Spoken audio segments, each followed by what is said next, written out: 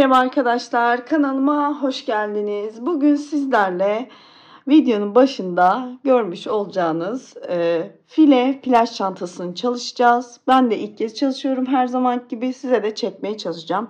File çantalar biliyorsunuz yaz geldi. File çantalar çok moda ve yazın plajlarda en çok kullanılan çantalardan ve çok pratik açıkçası. Şimdi arkadaşlar ben de file çanta yapacağım. Çoğu yerde görülmüş bir çanta. Kendimce uyarlayarak, yorumlayarak bir plaj çantası yapmayı düşünüyorum. File çanta. Bunun için şöyle metalik ipimiz var. Arkadaşlar bu biraz kalın büküm ve şurada bakın üstünde 250 gram 410 metre yazıyor. Bunların bir tık incesi var. Ya incesiyle de çalışabilirsiniz. Benim elimde bu ip vardı. Ben bununla çalışacağım. Şimdi arkadaşlar bu rose gold.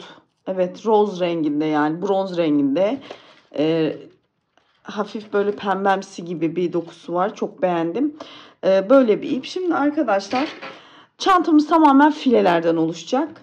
Ve bu ipler biliyorsunuz yıkanıyor. Bunları yıkayabilirsiniz plajda. İçine zaten biliyorsunuz havuz kenarlarında, deniz kenarlarında böyle keselerle ya da çantaların içinde bez çantalarla kullanılıyor. Ben de bir tane bundan yapmak istedim yaz gelmişken.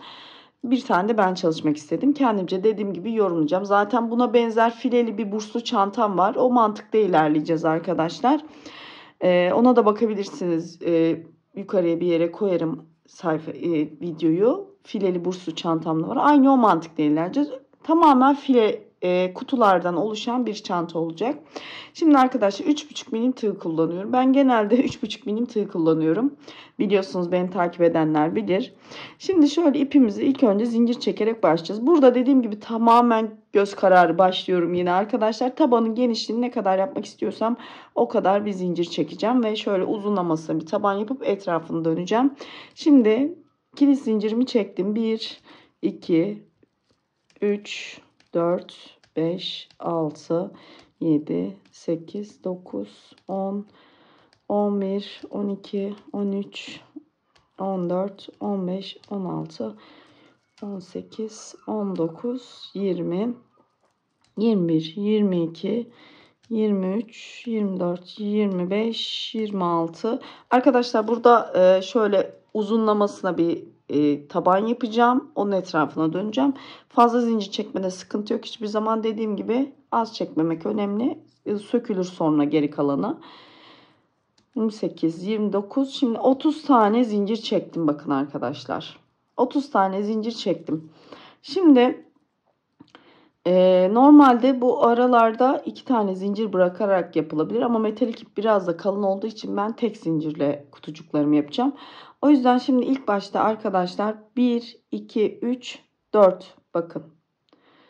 5 şöyle köşeyi olduğu için şöyle 5 tane zinciri atlıyorum arkadaşlar bakın.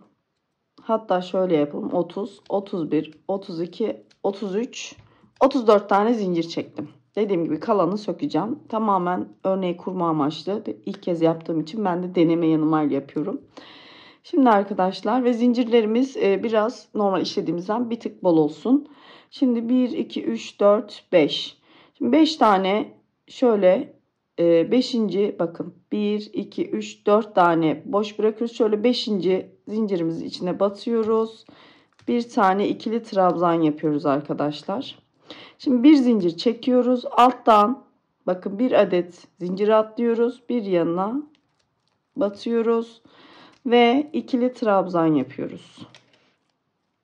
Eğer başka bir iple çalışıyorsanız arkadaşlar makrome ile ya da farklı bir iple kağıt ip de olabilir. 2 de atlayabilirsiniz. Yani çünkü metalik ipim biraz kalın. Çok da büyük delikler oluşsun istemiyorum açıkçası. O yüzden ben bir zincir çekiyorum. Bir adet ikili trabzan yapıyorum bakın. Bir zincir çekiyorum.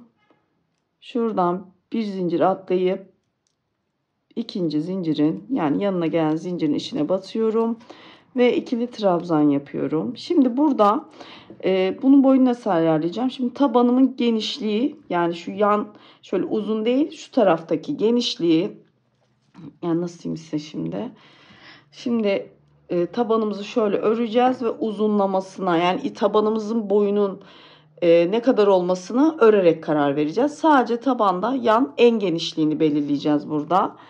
Şimdi şöyle göz kararı kutucuklarımı yapıyorum. Bir, ikinciye batıyorum. Kaç kutu olduğunu zaten söyleyeceğim. Bir tane boşluk bırakıyorum. Zaten mantığını anlayınca size kendinize göre bunu genişletip ya da daraltabilirsiniz. Zaten benim amacım şu arkadaşlar. Bir işin mantığını anlamak. Çünkü birebir aynı ürünleri de alsanız, aynı tığı da yapsanız mutlaka el farklılığından dolayı değişkenlik gösteriyor. Aynı ürün birebir çıkmıyor. O yüzden önemli olan burada mantığı kavramak, oluşu anlamak. Yani burada gösterdiğim şey aslında dediğim gibi kendinizden yorum katarak yapabilirsiniz. File çantalar dediğim gibi şu an her yerde var. Sadece mesela diğer başka sayfalarda görmüştüm. Orada 2 zincir çekiyorlar. Ben tek zincir çekiyorum. Mesela kendime göre yorumladım bu durumu. Siz de mesela ipinize göre pamuklu mesela koton bir iple çalışıyorsunuz. 2 zincir çekebilirsiniz. Onlar mesela ince oluyor. Yani ince iplerle 2 zincir yapabilirsiniz. Yani bu kadar, anca bu kadar delik oluşuyor. Dediğim gibi ben çok 2 zincirde bana fazla aralık geldiği için ben tek zincir çekerek yapmayı uygun gördüm. Dediğim gibi bu da tamamen size kalmış. Dersiniz ki ben daha boşluklu bir file çanta istiyorum. 2 zincir çekip alttan 2 tane zincir atlayıp kutucuklarınızı yapabilirsiniz. Bakın şimdi arkadaşlar. Bir tane daha yapıyorum. Bir tane atladım.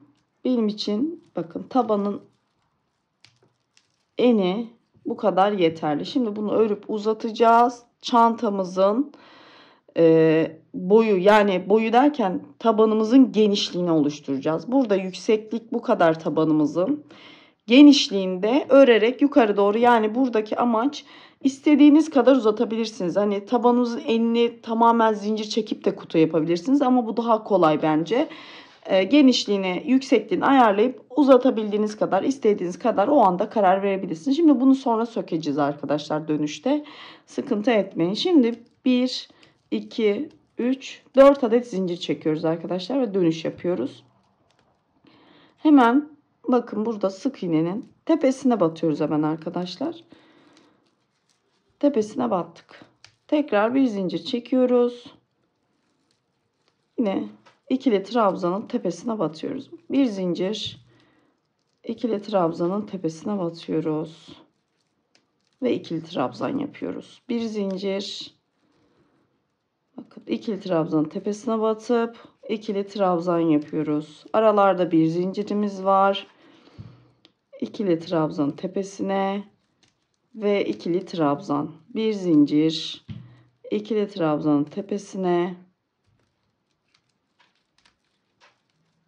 ve ikili trabzan.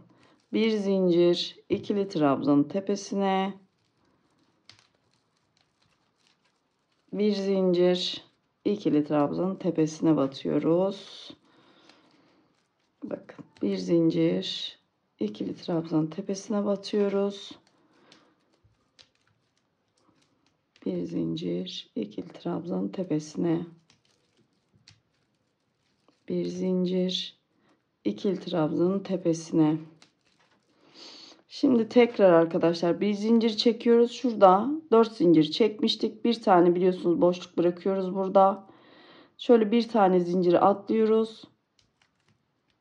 Burada şöyle bir ikili trabzan yapıyoruz. Bakın. Şimdi burada kutucukları söyleyeyim arkadaşlar. Onu unuttum galiba. 1, 2, 3, 4, 5, 6, 7, 8, 9, 10, 11, 12 adet kutucuğum oldu. Şimdi arkadaşlar bunu böyle uzatıyoruz. Her seferinde bakın tekrar 1, 2, 3, 4 zincir çekiyorum. Ve dönüş yapıyorum arkadaşlar. Burada tekrar ikili trabzanın tepesine batıp ikili trabzan yapıyorum. Bir zincir çekiyorum. Tekrar ikili trabzanın tepesine batıp ikili trabzan yapıyorum. Mantık bu şekilde. Aynı şekilde bakın arkadaşlar, çantamızın taban genişliğinin ne kadar olmasını istiyorsanız o kadar yapın. Ben de şimdi kendi göz kararımca bunu büyüteceğim. Size santim ya da kutucuk sayısı olarak zaten vereceğim arkadaşlar. Sonra üst kısmını örmeye başlayacağız. Evet arkadaşlar, tabanımı yapmayı bitirdim. Burada şöyle altına koyu bir örtü koydum ki masanın hani metalik ip zaten parlak, görüntü sıkıntısı olmasın diye. Şimdi arkadaşlar ölçü vereceğim.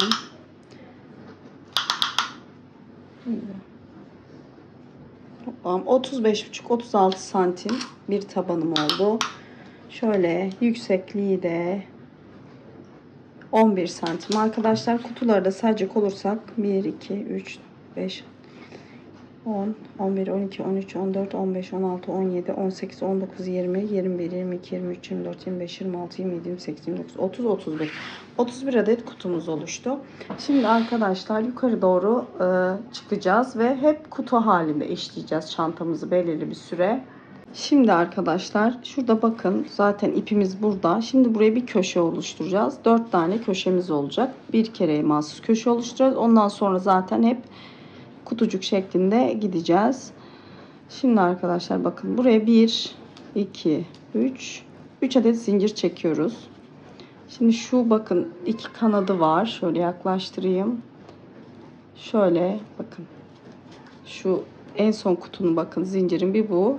Bir de hemen yanında kanadından batıyoruz ve buraya bir ikili trabzan yapıyoruz. Biliyorsunuz aralarda bir tane zincir çektiğimiz için 2 tane trabzan yüksekliği, bir tane de zincir, bir de ikili trabzanımız oluyor.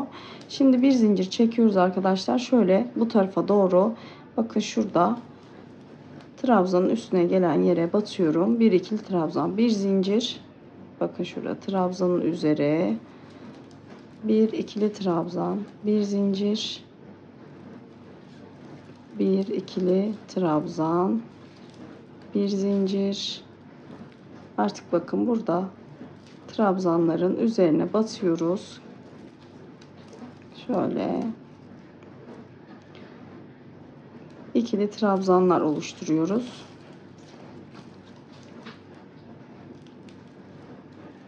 Bu metalik ip olduğu için böyle kağıt ip gibi ya da başka bir ip gibi çok düzgün durmuyor.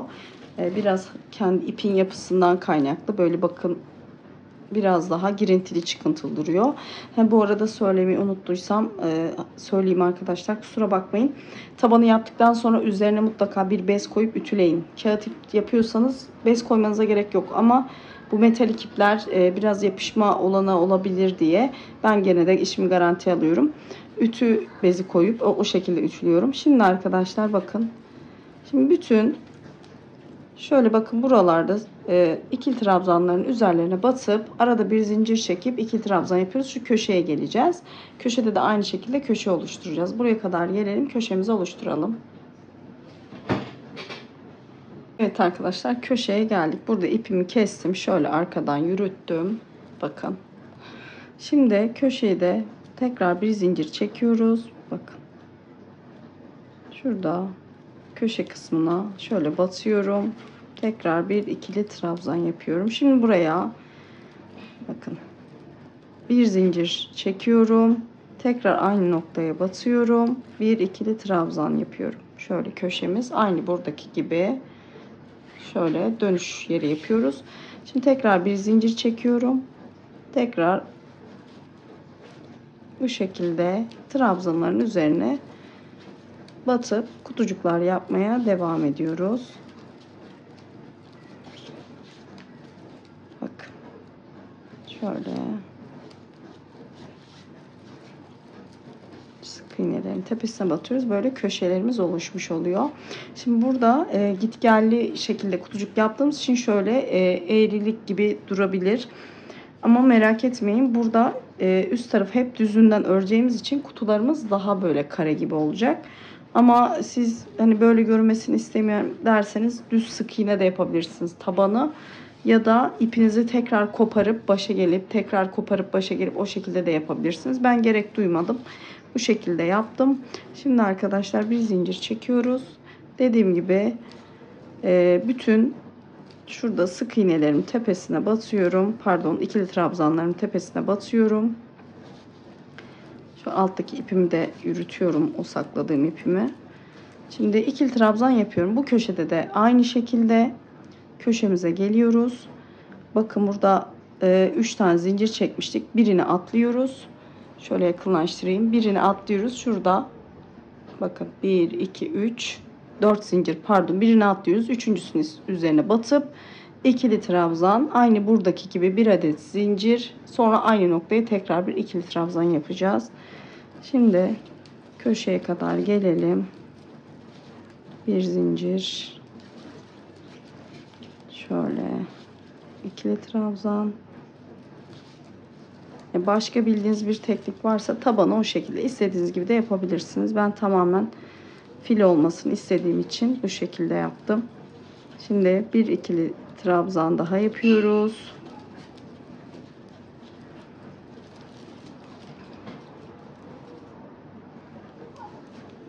Tekrar bir ikili trabzan daha. Zincir çekmeyi unutmuşum. Pardon. Bir ikili trabzan daha. Bakın. Şöyle.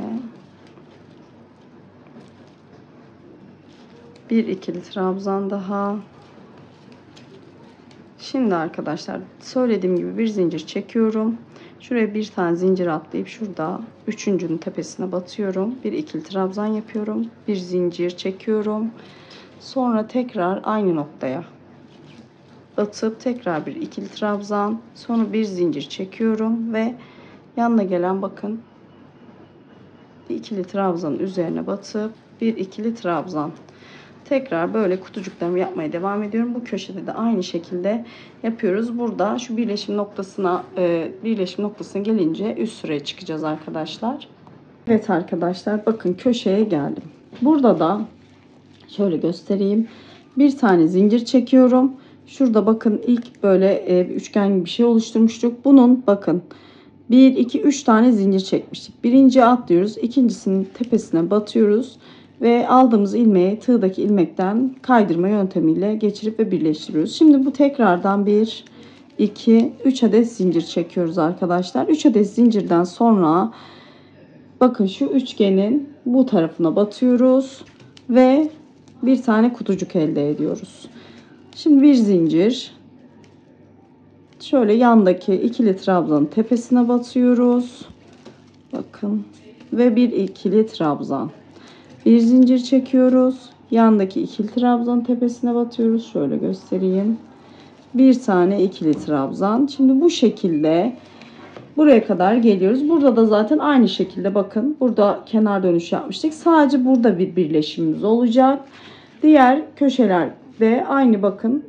Buralara kutucuklar yapacağız. Şimdi buraya kadar geleyim. Burayı da göstereceğim. Ondan sonra zaten birleştirip spiral halde öreceğiz arkadaşlar. İstediğimiz boyuta gelene kadar. Evet arkadaşlar bakın şimdi köşedeyim. Burada zaten birleştirmemiz sadece bu kısımda olduğu için burada hiçbir birleştirme yok. Bakın hemen şu üçgenin ilk kanadına batıyoruz. Tekrar aynı şekilde tabii bir zincir çektik. İlk kanadına batıyoruz. Şu şekilde trabzanın üzerine bir ikili trabzan, bir zincir çekiyoruz. Tekrar bakın bu sefer buradaki ikili trabzanın tepesine batıyoruz. Bir tane ikili trabzan. Artık bu şekilde dönerek ikili trabzanlarımızı yapıyoruz. Buradaki köşede de aynı şekilde arkadaşlar. Buradaki köşede de aynı şekilde, sadece bu uçta şurada bakın birleşim noktamız var. Buraya da geldiğimiz zaman son bakın trabzanımızı buraya yapıyoruz. Burada da bir zincir çekip şurada ikinci zincirimizin içine batıp ilmek kaydırarak tekrar birleştiriyoruz ve tekrar üst zincir çekip yukarı çıkıyoruz. Aynı şekilde bakın kutucuklarımız bu aralıklarla oluyor. Hep aynı düzünden ördüğümüz için kutucuklarımız daha düzgün bir şekilde görünüyor. Dediğim gibi tabanı git gelle ördüğümüz için böyle yan durabiliyor ama üst tarafa doğru dediğim gibi kutucuklarımız hep düzünden ördüğümüz için bu şekilde daha muntazam duruyor. Dediğim gibi şimdi örüp tekrar gelelim arkadaşlar, biraz daha örelim. Evet arkadaşlar bakın birleştirme noktasına geldik. Burada bakın başlangıç noktamızdan yukarı çıkmıştık. Şimdi burada Artık hep birleştirip kaydırma yöntemiyle birleştirip bir üst sıraya çıkacağız. Bu şekilde burada birleşimimizi yapacağız. Bir zincir çekiyoruz. Bakın 1, 2, 3 adet zincirimiz vardı. Burada bir tanesini atlıyoruz. İkincisinin içerisine batıyoruz. İlmeğimizi alıp tığımızda bekleyen ilmeğin içinden geçiriyoruz. Bakın. Sonra 1, 2, 3. Bu şekilde yukarı çıkıyoruz. Artık bütün şöyle ikili trabzanların tepesine batıyoruz. Bakın bir zincir çekiyoruz. İkili trabzan yapıyoruz. Trabzanlarımızın tepesine. Örgümüz böyle bu şekilde spiral halde hep düz yüzeyinden doğru. Bakın şöyle çukurlaşmaya başladı zaten. Şöyle düz yüzeyinden doğru hep ilerleyecek. Burada hep bir birleşimimiz olacak. Bu şekilde biraz öreceğiz arkadaşlar. Dediğim gibi ben de ilk kez örüyorum sizinle bu modeli. Yani ne yapacağıma karar vermedim. Mesela sapı nasıl olabilir? Onu biraz ördükten sonra karar vereceğim. Dediğim gibi şimdi ben bunu biraz öreceğim arkadaşlar. Yani biraz boyunu yükselteceğim. Arada zaten size söyleyeceğim ne kadar mesela kaç kutu yaptığımı, kaç santim olduğunu bilgisini vereceğim. Siz de istediğiniz boya gelene kadar bunu örebilirsiniz. Sap kısmına dahil gelene kadar. Dediğim gibi ben de yaparken karar veriyorum. Ne güzel olabilir diye düşünüyorum.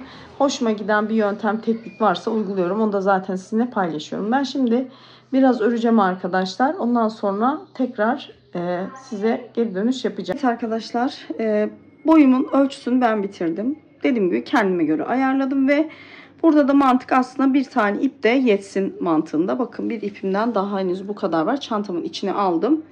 İpim sapımda yaptıktan sonra yeterli olacak. Yani bir tane iple bir plaj çantası yapacağız arkadaşlar. Şimdi burada ben ölçü vereceğim şimdi size. Yaptığımın boyunu şöyle ve bu ütülenecek arkadaşlar. Yani orada da bir santime yakın oynar diye düşünüyorum. 30 santim arkadaşlar. Şu taban başladığımız yere kadar 30 santim. Bakın şöyle enini de ölçeyim. Tabii ütülenince daha muntazam olur. 40 santimde eni var. Şimdi arkadaşlar 27 sıra şöyle yukarıdan aşağıya yani tabana kadar 27 sıra kutucuk yapmışım. Yani 27 kutucuk var. Ve toplamda 90 adet şöyle ağız kenarını hesapladığımda 90 adet de ağızdaki kutucuğum var. Yani genişlik. Şimdi arkadaşlar sap yapacağız. Bunu şöyle ben kendimce bir böldüm. Bakın. Bunu nasıl bölüyorum? Şimdi şöyle bölüyorum. Bakın arkadaşlar. Şimdi omuz kısmı yapacağımız için şu orta kısım bizim omuzumuza gelecek askının kısmı. Şimdi bunu ikiye böldüm. 90'ı 45 yani 45'er 45. kutucuklara şöyle iki taraftan ipimi bağladım. Şimdi burada da bu bir parçaya ayırdığımız kısmı 3'e böleceğiz. Burada şöyle 3'e bölmemiz istediğiniz genişlikte orta kısmı bölebilirsiniz. Kendi kol boyunuza göre. Ben şimdi burada bakın arkadaşlar 13 tane 13 sağda şöyle ayırdığım noktadan 13 de solda. Burada da 16 tane kutucuk bıraktım. Bunlar dediğim gibi omuz genişliğini ne kadar istiyorsanız kol genişliğini oraya göre ayırabilirsiniz. Yalnız şu yandaki iki sayının dengeli olmasına dikkat edin. Yani 13 buradaysa 13 burada. Arka tarafı dönüyoruz. Yine aynı şekilde buradaki sayıların hepsi birbirine eşit olması gerekiyor. Şimdi arkadaşlar az kısmına geçeceğiz. Bakın burada birleşim noktamız vardı biliyorsunuz. Şimdi buradan ben ipimi keseceğim.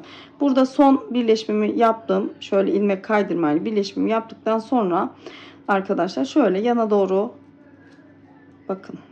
Şimdi ipimi keseceğim. Şöyle bir gizleyeyim. Aşağı doğru yürütürüm ben onu sonra zaten her zaman gibi. Şimdi bir şurada bir zincir çekiyorum. Şimdi ipimi keseceğim. Sonra bunu yürüteceğim tabii.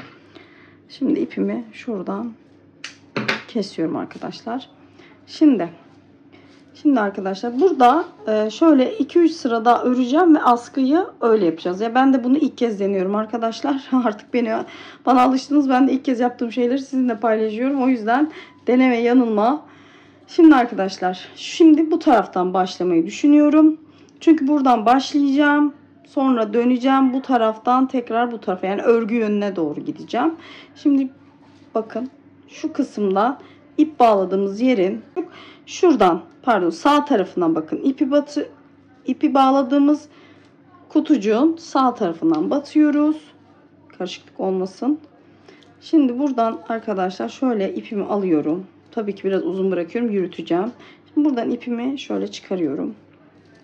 Şimdi bakın ipimi şöyle aldığım ipi şöyle arkasından doğru şöyle bir geçiriyorum elimdeki ipin. Şimdi 1, 2, 3, 4 adet zincir çekiyorum. Her zaman yaptığımız gibi burada biliyorsunuz köşelerde de yapıyoruz. Şimdi normal kutucuğumuzun üzerine batıp yine ikili trabzan yapıyoruz. Bir zincir. Yanda arkadaşlar burada hiçbir değişiklik yok. Bakın şimdi. Şurada normal yaptığımız gibi bir zincir yapıyoruz. İkili trabzan kutucukların üzerine. Şimdi şuradaki bakın bu mor değil, ortayı belirten zaten. Şimdi bununla bir işimiz kalmadı. Şu karşıda aynı bu başlangıç noktamız karşısına gelene kadar şimdi ikili trabzanlarımızı yapalım. Yani kutucuklarımızı yapalım. Evet arkadaşlar bakın şu arkadaki aynı noktaya kadar geldim. Yani arkadaki omuz oyuntusuna kadar. Burada da bakın şu bağladığımız ipin şu iç bakan kısma doğru buraya batacağız. Yani sadece buraya batmayacağız. Hemen diğer tarafına da batıyoruz. Ve buraya bir kutucuk yapıyoruz. Şimdi bu ipimizi de buradan çıkarabiliriz. Şimdi arkadaşlar zincir çekeceğiz. Bu zincirde çantamızın omuz askısını oluşturacak. Bunu da dediğim gibi tamamen göz kararı yapabilirsiniz. Ben de şimdi göz kararı yapacağım. 2, 3, 4, 5,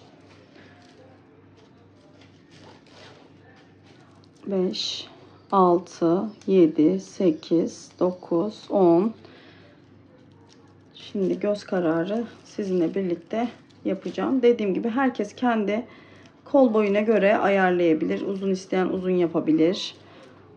11, 12, 13, 14, şöyle 14, 15, 16, 17, 18, 19, 20, 21, 23, 24, 25, 26, 27, 28, 30, 31, 32, 33, 34, 35, 36, 37, 38, 39, 40. Şimdi 40 tane çektik. Tabii ki bu daha az. Çünkü buna kol girmez. 40, 41, 42, 43, 44, 45, 46, 47, 48, 49, 50, 51, 52, 53, 54, 55, 56, 57, 58, 59, 60. Şimdi bir daha bakalım. 60. 60 bu şekilde oluyor bakın arkadaşlar. Bunun santimde tabii ölçeceğim ama bence biraz daha olabilir yani. Benim kendim kullanacağım için bunu. 61, 62, 63, 64, 65, 66, 67, 68, 69, 70. Şimdi 70 oldu. Bakın arkadaşlar bence bu iyi gibi. Yani bence bana iyi. Şimdi bu 70 santim oldu. Yani pardon 70 adet oldu. Tekrar bir gözden geçiriyorum acaba yeterli olur mu diye. Şöyle bir bakalım. Birkaç tane daha çekeceğim ben arkadaşlar. Dediğim gibi bu tamamen size kalmış. Ne kadar istiyorsanız uzunluğunu o kadar yapabilirsiniz.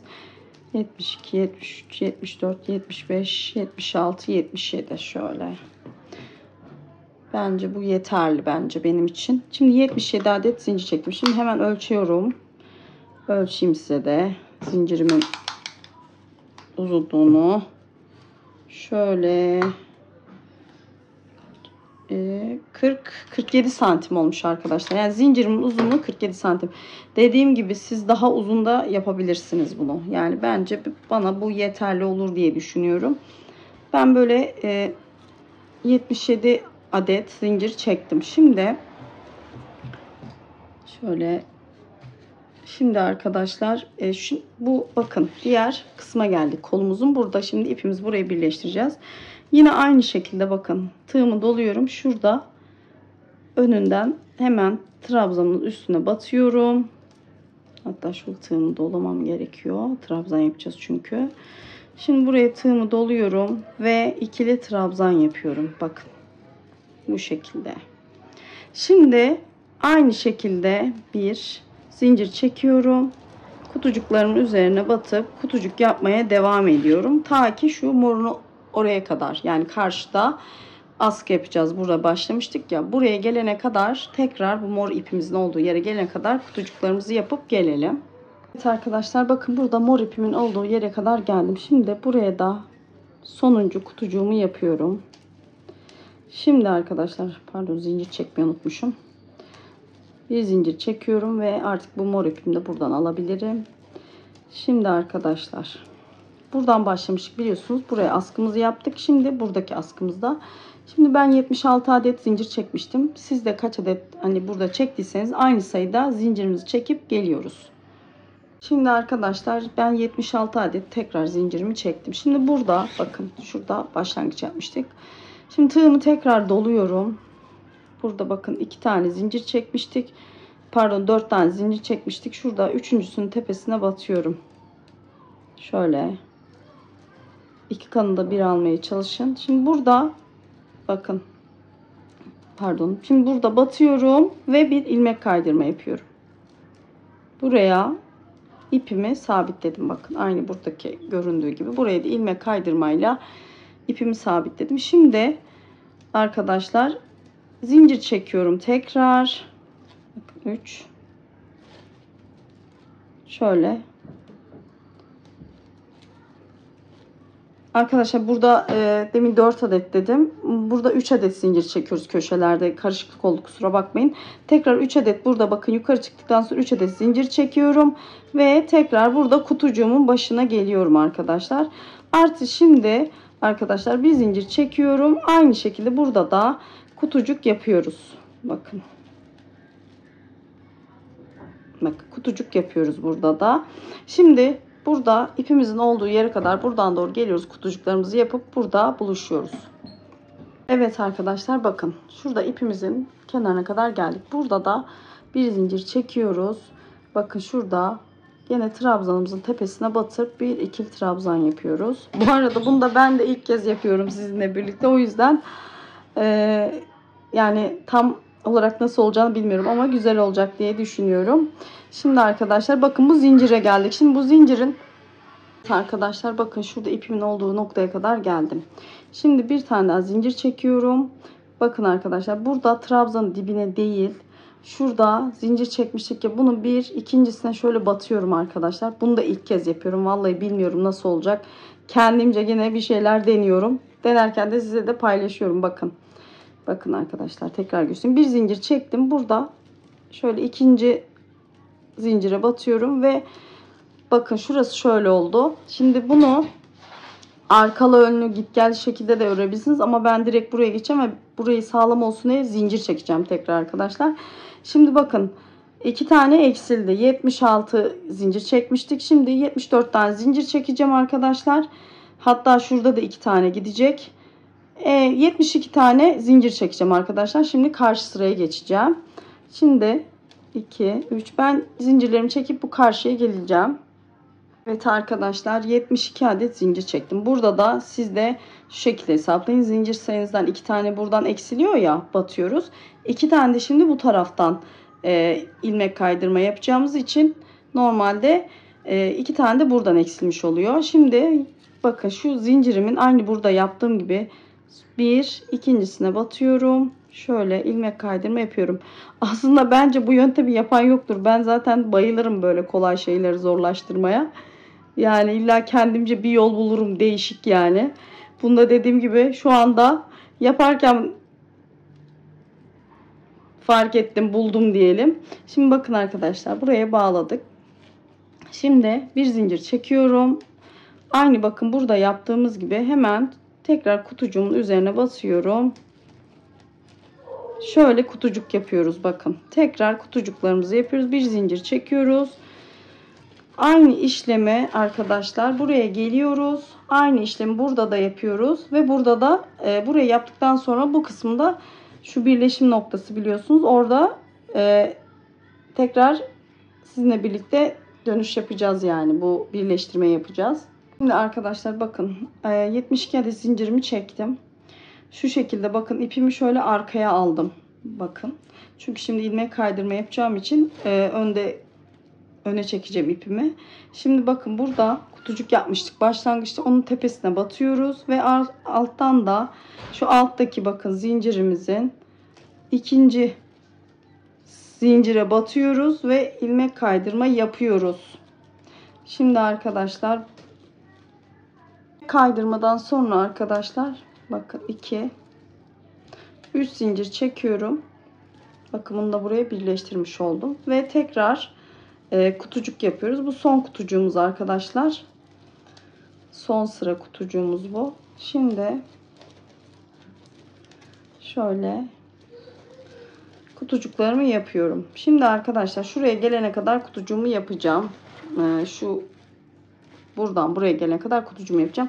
Niye bu kadar uğraşıyoruz derseniz, şimdi git geldi yaparsanız bir ters bir düz böyle yamuk olabilir. Bu görüntüyü elde edemezsiniz. Hani düz kare şeklinde çıkmaz. Ters gidip gelmeli kutucuk yaptığın zaman biliyorsunuz biraz eğrilik oluyor. Onu engellemek adına böyle bir şey buldum. Şimdi arkadaşlar şu dediğim gibi şuradaki şimdi kutucuğumuzu yapıyoruz. Buraya gelince artık buraları askımızı birleştireceğiz. Evet arkadaşlar bakın şimdi burada ipimin olduğu yere kadar geldim. 2 tane ipim var. Bunu maksat dediğim gibi hem ters düz olmasın diye örgümüz hem de altta bir tane daha ip olsun ki sağlam olsun askı diye. Bu şekilde bir yöntem buldum. Burada bir yani kendimce dediğim gibi. Şimdi tığımı doluyorum arkadaşlar. Bakın burada alttaki olan şu zincir askımız var ya. Ona batıyorum. Bir ikinci bakın. Oraya batıyorum. Bir ikinciye batıyorum. Şimdi buradan değil ikinciye batıp ve ikili trabzan yapıyorum. Bakın zincir yok arada. 2 zincir çekiyorum. Bakın şu şekilde. Şimdi bu zincirlere batıyorum. İkili trabzan yapıyorum ve ikinci zincir de arada kalıyor. Trabzan yapıyorum. Şöyle göstereyim. Şimdi ikinci zinciri arada bırakıyoruz. Hem arada bir güvenlik şey gibi hani böyle kopma olmasın diye, sağlam bir askı olsun diye. Onu arada bırakıyorum. Bakın şöyle ikili trabzanlar yapıyorum arkadaşlar. Bakın. Şimdi bütün şu zincirlerimi içine batıyorum. İkili trabzan yapıyorum. Bu aradaki ip de arada kalıyor. Yani o arada kayboluyor. Hem dediğim gibi daha tok bir tutuş hem de sağlam bir askı olması için. Yani arada ip yürütmek gibi düşünün. Bakın şu şekilde.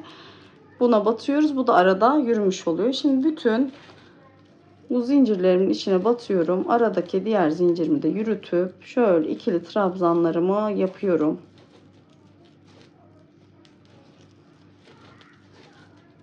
Bakın şu şekilde. Şimdi hepsini aynı şekilde dediğim gibi zincirlerin içine batıyorum. Ve buraya gelene kadar aynı işlemi tekrarlıyorum. Şimdi arkadaşlar bakın şurada sıra sonuna geldim. Bakın böyle oldu. Şimdi burada 2 tane zincir tekrar bıraktık. Aynı burada yaptığımız gibi bakın şu şekilde bunu yana birleştireceğim. Hiç zincir çekmiyorum. Direkt bakın şurada ikili trabzanın üstüne batıyorum. Ve bir ikili trabzan yapıyorum. Bakın aynı buradaki gibi. Görebiliyor musunuz? Tekrar göstereyim. Çanta büyük olduğu için kameraya sığmıyor arkadaşlar. Bazen yarım yarım görünebiliyor. Ben hem işleyip hem kameraya bakarken kaçırabiliyorum. Kusura bakmayın. Tekrar gösteriyorum. Bakın şimdi 2 tane burada zincirimiz kaldı. Tığımı doluyorum. Bakın ikili trabzan yaptık. En son tığımı doluyorum. Zincir çekmeden şu önüne gelen ikili trabzanın tepesine batıyorum. İkili trabzan yapıyorum. Aynı buradaki gibi oldu arkadaşlar. Bakın. Şimdi buradan kaldığımız yerden devam. Bu 3. sırayı çünkü tamamlıyoruz şimdi. Şimdi buradan kutucuklarımızı tekrar yapıyoruz ve şuraya geliyoruz. Burada da aynı şekilde bakın arkadaşlar buraya geliyoruz.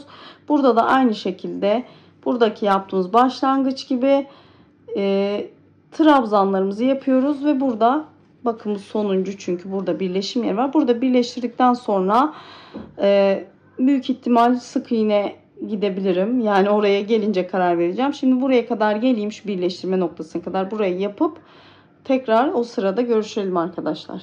Arkadaşlar bakın bunun da sonuna kadar geldik. Burada birleşim yerinde bakın şöyle bir ikinciye bakın tekrar batıyoruz. Buradan bir de şu köşe bakın uç aynı buradaki gibi durması için şuradaki gibi bakın şöyle göstereyim.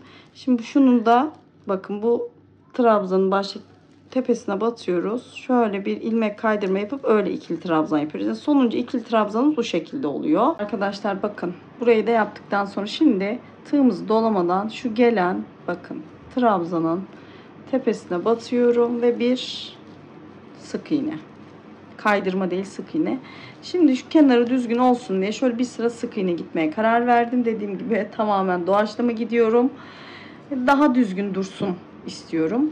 Şimdi bir sıra ortaya zincir boşluğuna, bir sıra da trabzanın tepesine, bir sıra ortaya, bir sıra bir tane sık iğne tepeye, ortaya, tepeye derken şimdi böyle kenarlarından doğru gidiyoruz arkadaşlar. Bunda da sonra şuraya kadar geleceğiz. Burada da kaydırma işlemi uygulayabilirim. Şimdi buraya kadar geleyim. Buraya da burada karar vereceğim arkadaşlar. Şimdi arkadaşlar son sık iğnemi yaptım. Şimdi burada askı kenarına iplik ilmek kaydırma yöntemi uygulayacağım. Hem askımız esnemeyecek hem de daha böyle güzel bir görüntüsü olacak. Şöyle derli toplu durması açısından çantamızın ilmek kaydırma yakışır diye düşünüyorum. Zaten askı kalınlığı benim için şu an ideal. Zaten plaj çantalarında çok ince askı da, bir de böyle hani parlak bu çantalarda çok kalın askı sevmiyorum arkadaşlar. Yani kağıt ipte oluyor da bu askılarda bence çok hoş durmuyor kalın. Bu tip iplerde çok hoş durmuyor kalın askı. Şimdi arkadaşlar askımızın da kenarına şöyle fazla elimizi sıkmadan, hani askımızı esneme payı verelim ama çok da değil, hani kasmasın. Şöyle ilmek kaydırmalarımı şöyle şu şekilde yapıyorum. Buraya gelince de buradan tekrar sık iğneye devam ediyorum arkadaşlar.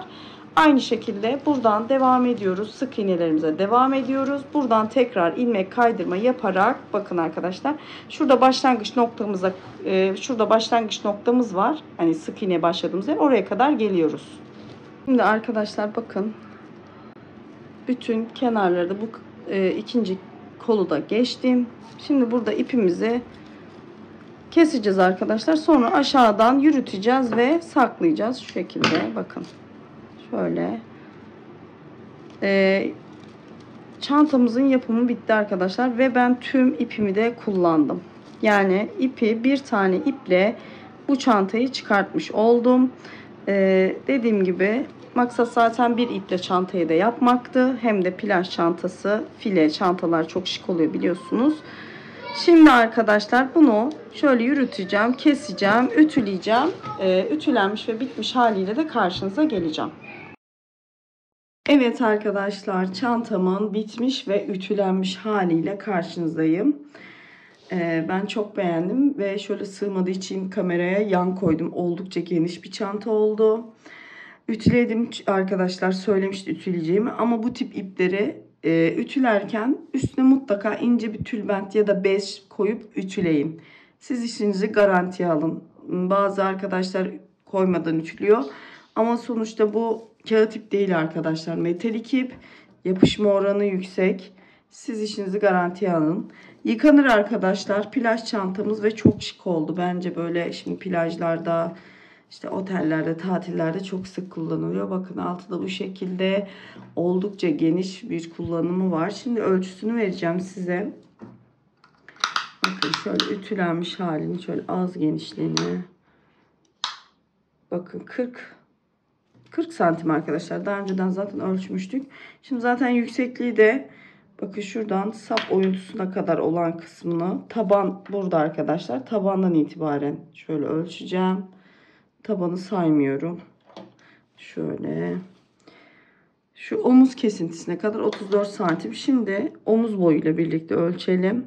Tabi bu omuz boyunu orada tarif ettiğim gibi kendinizce ayarlayabilirsiniz. Tabandan itibaren başlıyorum ölçmeye. Şöyle 54-55 santim arkadaşlar. Şöyle kalan ipimden de şöyle bir püskül yaptım. Dediğim gibi tam bir ipi kullandım arkadaşlar. Şöyle de bir püskül detayı ekledim.